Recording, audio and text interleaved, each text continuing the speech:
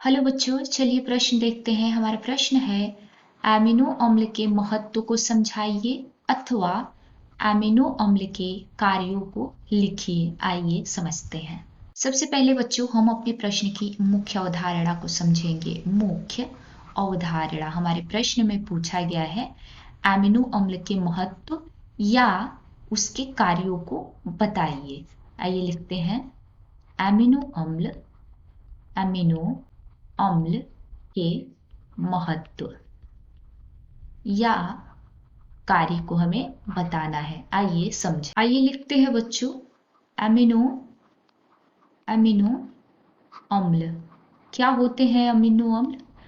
जो अमीनो अम्ल होते हैं वो प्रोटीन की संरचनात्मक इकाई होते हैं। क्या होते हैं अमीनो अम्ल? प्रोटीन की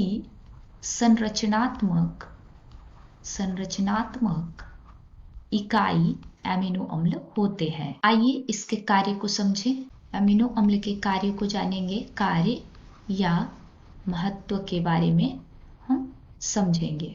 अमीनो अम्ल के कार्य की बात करें बच्चों, तो जो अमीनो अम्ल होता है पेप्टाइड बंध से जुड़कर प्रोटीन का निर्माण करता है। यह यानी अमीनो अम्ल पेप्टाइड बंध से जुड़कर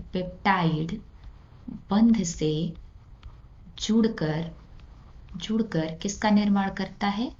प्रोटीन का निर्माण करता है। प्रोटीन का निर्माण, क्योंकि आपने ऊपर देखा कि अमीनो अम्ल प्रोटीन के संरचनात्मक इकाई होते हैं, तो ये प्रोटीन का निर्माण करते हैं। कैसे करते हैं? पेप्टाइड बंध से जुड़कर करते हैं।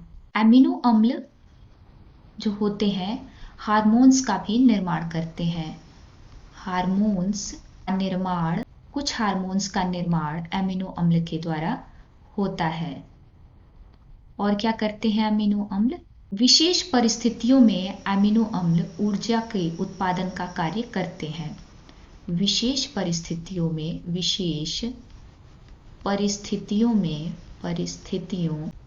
में ये क्या करते हैं?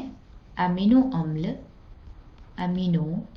अम्ल ऊर्जा का उत्पादन करते हैं। ऊर्जा उत्पादन करते हैं।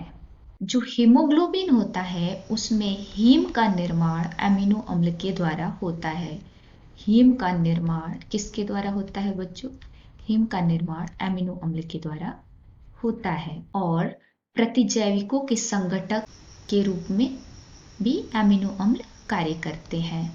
प्रतिजैविकों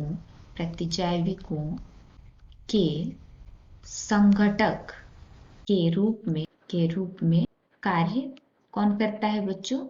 अमीनो अम्ल करते हैं। तो ये आपने अमीनो अम्ल के कार्य या महत्व को देखा। उम्मीद है आपको प्रश्न समझ में आ गया होगा। धन्यवाद।